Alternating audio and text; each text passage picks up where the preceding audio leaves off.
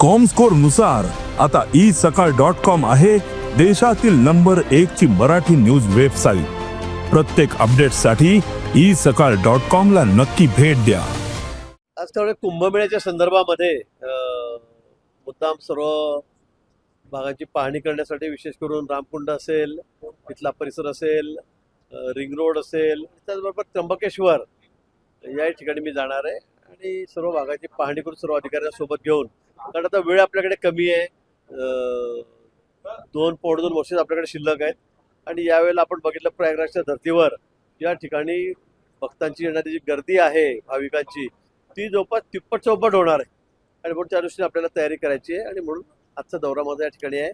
त्याचबरोबर आमचे मित्र मंगलप्रसाद लोढा त्यांच्या खात्याच्या माध्यमातून क्रीडा स्पर्धा चाललेल्या आहेत आणि त्याचाही समारोप बक्षीस समारंभ आहे, त्यासाठी मी आलेलो आहे।